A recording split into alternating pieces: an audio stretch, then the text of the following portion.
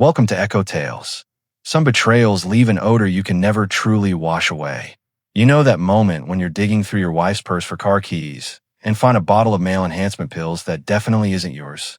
Yeah, that was my Tuesday morning, nestled right next to her lip gloss and a box of premium condoms. The expensive kind she'd once dismissed as an unnecessary luxury for us. My name is Elias, 36, and I'm in digital lives for a living. It's not a profession that ignites passion or drops jaws, but it kept our modest home afloat in this quiet Maine town.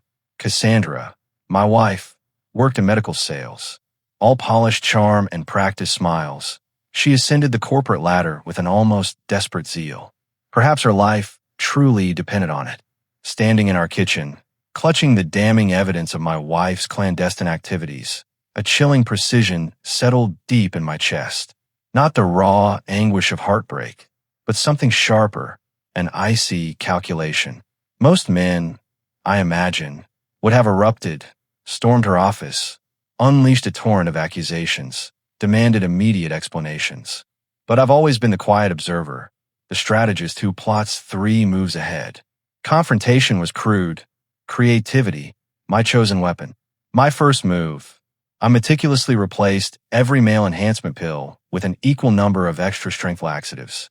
Same unassuming blue, virtually identical in form. Next, with the precision of a surgeon, I use a fine needle to perforate each condom wrapper. No obvious tearing, just enough to render them subtly, catastrophically unreliable. Cassandra returned home that evening, a picture of domestic bliss, pressing a soft kiss to my cheek as if our world remained perfectly intact. "How was your day, honey?" she murmured.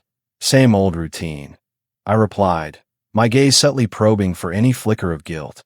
There was none. She was a masterful actress. I had to concede that. Over dinner, she casually mentioned another late night at the office, a big presentation looming. It might even necessitate an overnight stay at a downtown conference hotel. "Which hotel?" I inquired, feigning disinterest. "The Pineview Motor Inn," she supplied. "That place by the highway, you know. The Pineview, a notorious dive motel, charging by the hour." How utterly appropriate for Cassandra. That night, as she drifted into oblivious sleep beside me, I secured a discreet tracking device beneath her car seat. Modern technology, when wielded by the discerning, holds a particular kind of charm. 3 days later, my phone vibrated with a precise location notification. Cassandra's car, undeniably, was parked at the Pineview at 2 p.m. on a Thursday, precisely when she should have been at her big presentation. I drove over, parking discreetly behind a delivery truck across the lot, and settled in to watch. 20 minutes later, Cassandra exited room 12, absently smoothing her hair. Following close behind was Victor, a burly colleague from her office, whom I'd briefly met at the previous year's Christmas party. He was a walking stereotype of swagger and protein shakes, the kind of man who'd slap your back, call you buddy, and flex involuntarily with every laugh. I watched them exchange a goodbye kiss. Not a chaste peck, but a deep, lingering embrace that left no ambiguity about their recent activities within that room. Cassandra, I noted, was wearing the black lace lingerie set I had purchased for our anniversary, the very one she deemed too elaborate for everyday wear. My phone camera silently documented every detail, location data, their faces starkly clear. But mere images were insufficient. I needed more. I retrieved Victor's number from Cassandra's phone contacts, listed innocently as vendor relations, and dialed, reaching his voicemail. A deep, self-assured voice. This, I realized, was going to be exquisitely entertaining. The following week, feigning illness, I initiated my proper surveillance. This wasn't amateur dramatics. It was methodical. I rented an anonymous car, acquired a pair of high-power binoculars, and meticulously mapped their schedule. Every Tuesday and Thursday, the same predictable rhythm. Cassandra would text me about working late, then rendezvous with Victor of the Pineview. That Thursday, I strategically booked the room directly adjacent to theirs. The walls were distressingly thin. Every sound, every word, seeped through, stoking a cold fury within me. Her husband's such a pushover. Victor's voice carried, laced with crude amusement. Cassandra says he barely touches her anymore. Poor sap has no idea what he's missing. Cassandra's laugh followed, a brittle, grating sound. Elias is sweet, but he's so safe. You know, utterly predictable. He genuinely believes romance is bringing me coffee in bed. Victor scoffed. What he doesn't know won't hurt him. He was profoundly mistaken. I endured the next hour, listening to them dissect and mock my marriage, my profession, even the quiet choices in my attire. Each sneering word was another nail hammered into the coffin of their inevitable downfall. When they finally departed, I executed my next maneuver. Victor's sleek black sedan gleamed under the security light, ostentatiously pristine. I meticulously loosened all 4 tire valve caps until they barely clung to their threads. Then, with perverse satisfaction, emptied an entire can of sardine juice into his air conditioning vents. The stench, I knew, would cling for weeks. Cassandra arrived home that evening, pale and complaining of severe stomach cramps. I think I'm getting the flu, she moaned, rushing to the bathroom for the 3rd time in an hour. Poor baby, I murmured, offering her a glass of water, my gaze impassive. Perhaps you should take it easy tomorrow. The following morning, my old gym buddy, Ben, called, barely containing his mirth. Dude, you have to hear this. That Victor guy from Cassandra's work had, the situation during his workout yesterday. Explosive diarrhea right in the middle of his squat personal record. They had to shut down that section of the gym for a hazmat cleanup. I nearly choked on my coffee, struggling to maintain a facade of shock. No kidding. Seriously, security footage is already making the rounds. The guy's a legend now, and not in a good way. Phase 1 was unfolding with gratifying precision, but I was far from finished. Not even close. 2 weeks later, Cassandra returned home, ghostly pale and trembling.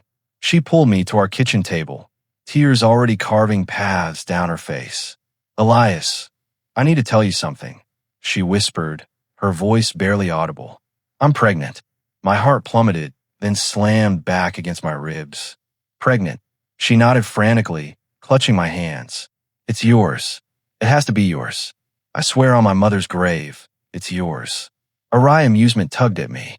I had, with meticulous detail, kept a mental tally of our intimate moments over the past 2 months, a definitive 0. Yet, I adopted a mask of bewildered concern. Are you sure? I asked. Of course I'm sure. We've been trying, remember? We hadn't been trying. We'd barely been speaking. When did this happen? She stammered through a convoluted narrative about miscalculating her cycle, about our lives being so hectic she'd forgotten when we'd last been together. Every word was a transparent fabrication, and we both knew it. That night, as Cassandra tossed and turned fitfully beside me, I meticulously plotted my next escalation. Laxatives and a sabotage car were merely appetizers. It was time for the main course.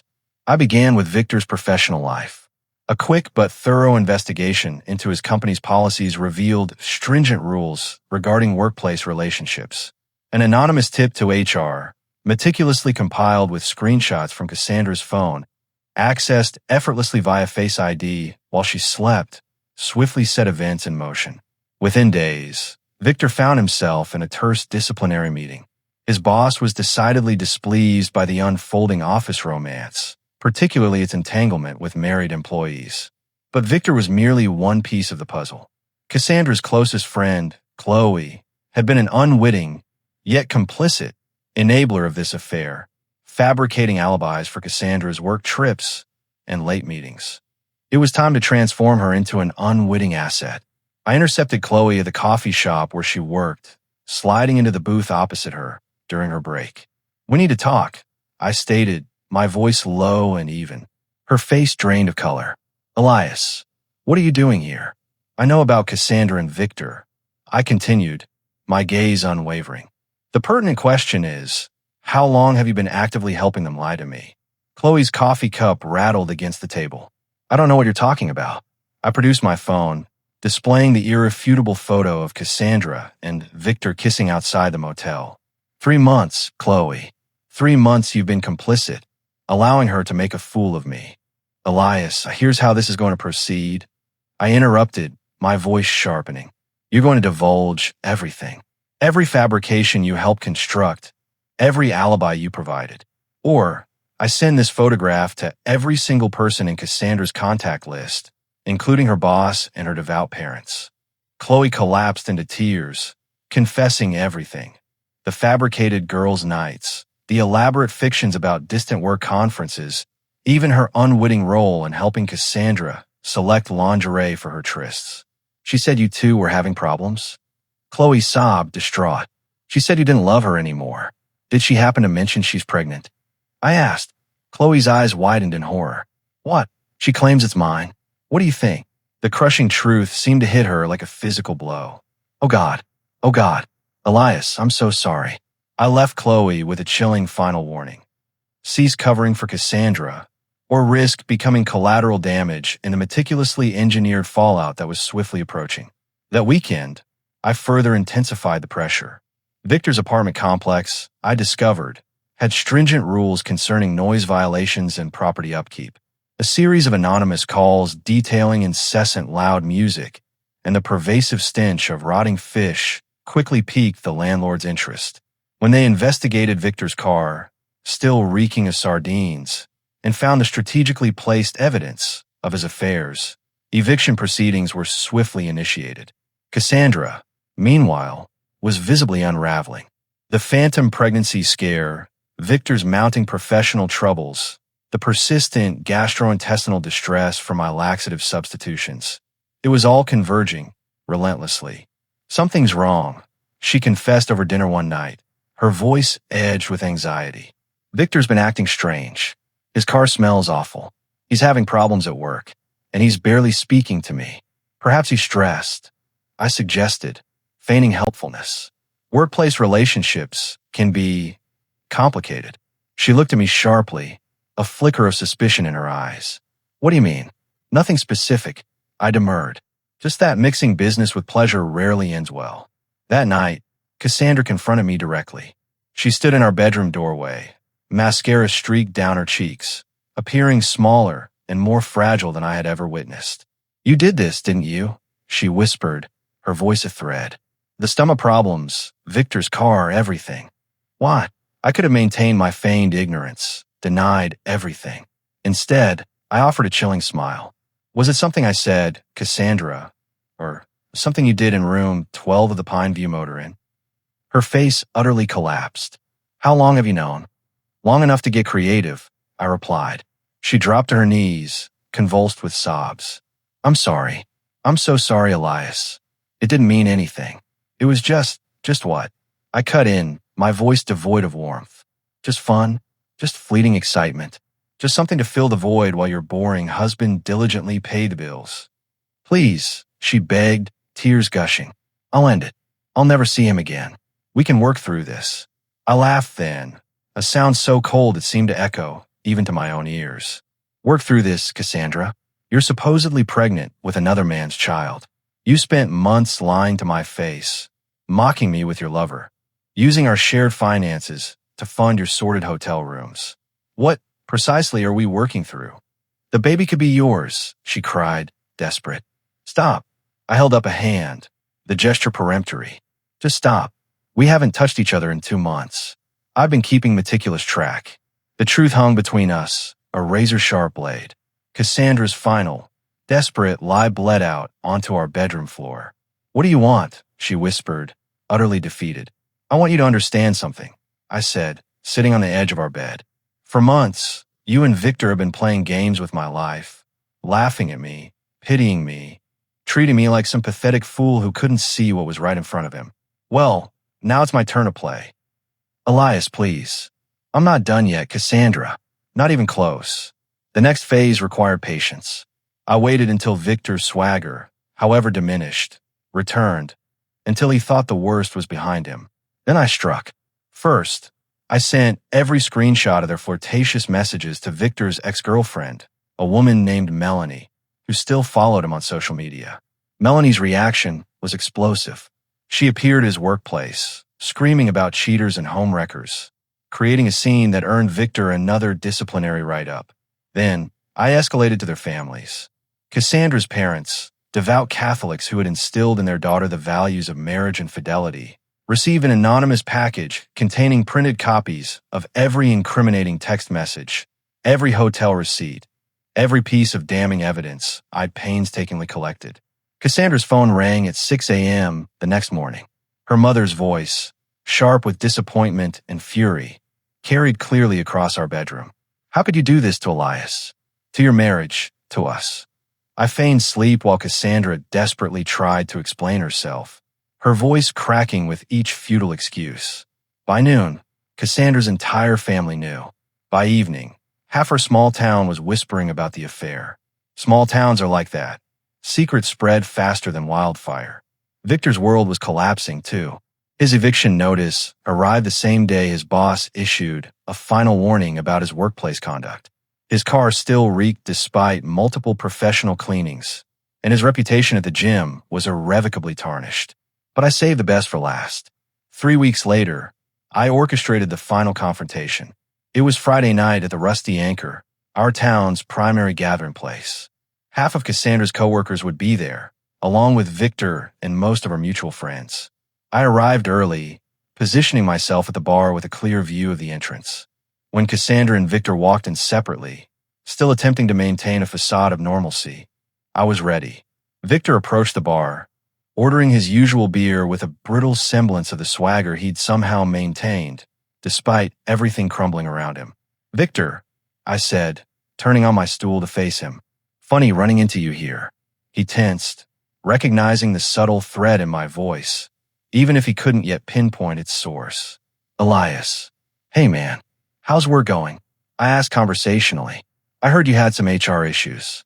His jaw tightened. "Nothing I can't handle." "In your apartment? Finding a new place yet?" Now he was catching on. His eyes narrowed, scanning the bar to see who might be listening. To my satisfaction, everyone was. "You got something to say to me?"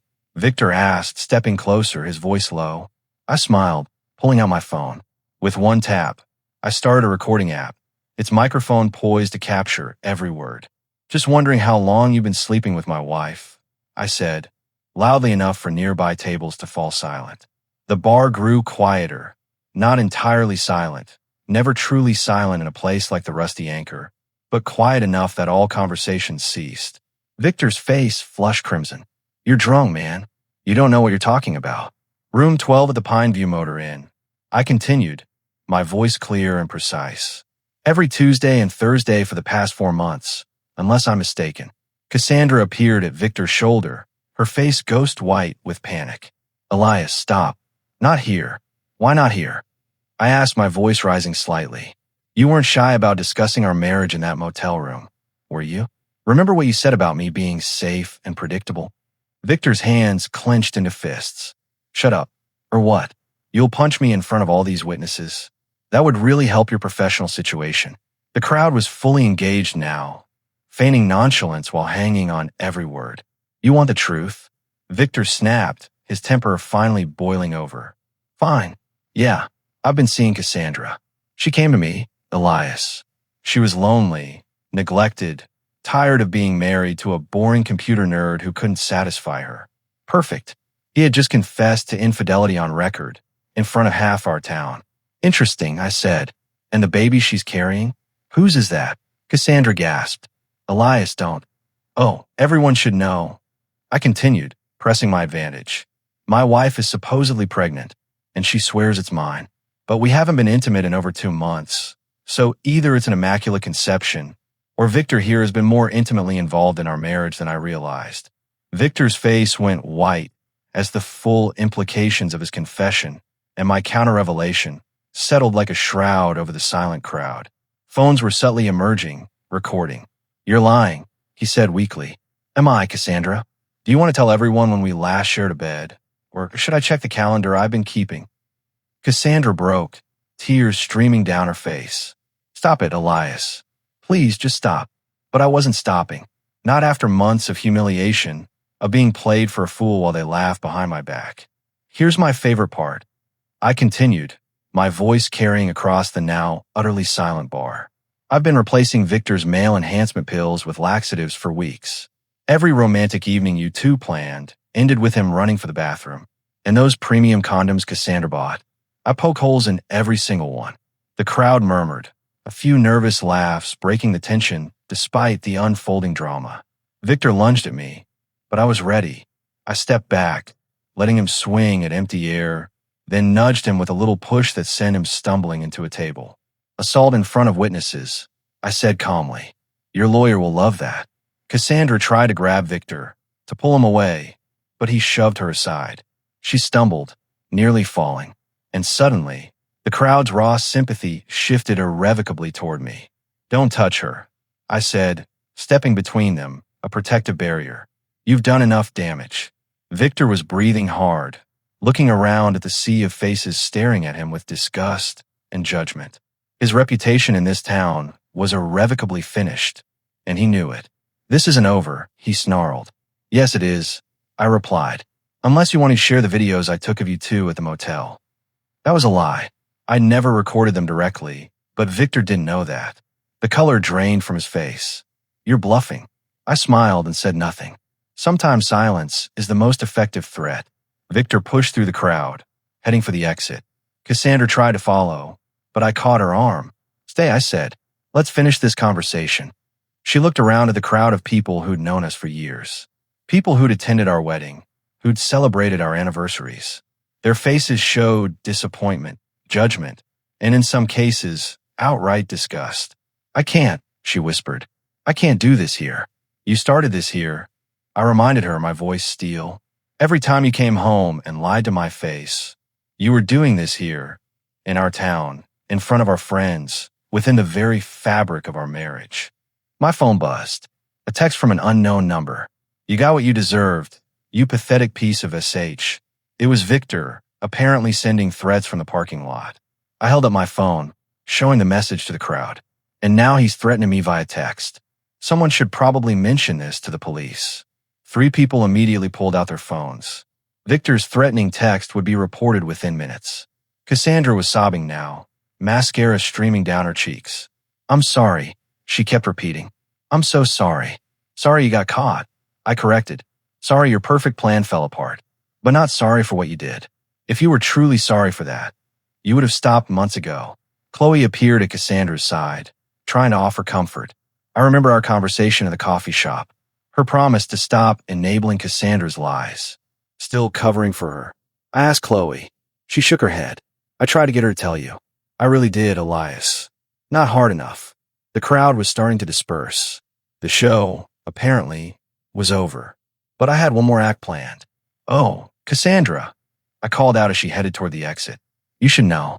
I've already contacted a lawyer about the divorce. And that pregnancy test you threw away last week, the one that showed negative, I found it. She stopped dead, turning to stare at me with horrified eyes. That's right. You're not pregnant. Never were. Just another lie to try to manipulate me into staying. The final piece of her intricate story crumbled. Even Chloe stepped away, realizing the true depth of the deception. Cassandra ran from the bar, leaving me standing in front of a crowd that now saw me as the wrong party, the long-suffering husband who'd finally fought back. But I wasn't done. Not yet. 2 days later, Victor's car was found abandoned in the parking lot of a truck stop 50 miles away. He'd apparently left town without notice, abandoning his lease, his job, and his life here. Word spread that he'd been seen boarding a Greyhound bus headed south. Cassandra tried coming home, tried explaining herself, tried begging for forgiveness. I listened to her plead from the other side of our locked front door, but I didn't let her in. Elias, please, she sobbed. I have nowhere to go. My parents won't talk to me. My friends won't answer my calls. I lost my job. I have nothing. You should have thought of that before you decided to destroy our marriage. I replied through the door, my voice flat. I made a mistake, a terrible mistake. But it's over now. Victor's gone. We can start fresh. There is no we anymore, Cassandra. There hasn't been for months. I heard her slide down the door, sitting on our front porch, crying. Neighbors were watching from their windows, witnessing the final act of our marriage's destruction. After an hour, she finally left. The divorce papers were filed the following Monday. Cassandra didn't contest anything. She couldn't afford a lawyer, and she knew she had no ground to stand on. I kept the house, the car, the savings account. She kept her student loans and credit card debt. 6 months later, I was sitting in the Rusty Anchor again, having a beer and watching the football game. The bartender, Liam, was wiping down glasses nearby. Ever hear what happened to Victor? He asked casually. Nope, I replied, taking a sip. Don't really care. Word is he's washing dishes at some greasy spoon in Florida, living in a weekly motel, barely getting by. I nodded, filing that information away, but not commenting. And Cassandra, what about her? Heard she's working at a call center in Portland, living with 3 roommates in a studio apartment. I shrugged. People make choices. Then they live with the consequences. Liam nodded, understanding the subtext. In a small town, everyone knows everyone's business. You did what you had to do, he said quietly. I did what they forced me to do. I corrected. My phone rang. Unknown number. I let it go to voicemail, but curiosity got the better of me, so I played the message. Cassandra's voice, tired and defeated. Elias, I know you probably don't want to hear from me, but I needed to tell you something. Victor contacted me yesterday. He wants to get back together. Says he's changed, but I told him no. I told him I finally understand what I lost when I lost you. I know you'll never forgive me, and I don't deserve forgiveness, but I wanted you to know that I realize now what I had, what I threw away for nothing. I hope you find someone who appreciates you the way I should have. I hope you're happy. I deleted the message without finishing it. Some guys send flowers when they want revenge. Some hire lawyers or private investigators. Some key cars or slash tires. Me, I prefer a more personal touch. A little creativity, a lot of patience, and the profound understanding that the best revenge isn't getting even. It's making sure they understand exactly what they lost and exactly why they'll never get it back. I finished my beer, paid my tab, and walked out into the cold Maine evening. Behind me, the rusty anchor buzzed with conversation and laughter. Life going on as it always does. Tomorrow, I'd probably get another call from Cassandra, or maybe Victor would try to contact me. There might be more drama, more attempts to drag me back into their chaos. But tonight, I was free. Free of their lies, their manipulation, their toxic games. Free to build a life that didn't revolve around cleaning up someone else's mess. I got in my car and drove home to my quiet house where nobody was lying to me, where nobody was mocking me behind my back, where I could finally sleep peacefully. Some people might call what I did cruel. They might say I went too far, that I destroyed 2 lives over an affair. But they didn't live through months of deception. They didn't hear their spouse laughing about their inadequacies with their lover. They didn't find male enhancement pills and condoms in their wife's purse while being told there was no money for date nights. I gave Cassandra and Victor exactly what they gave me, a masterclass in consequences. And honestly, I slept better than I had in years.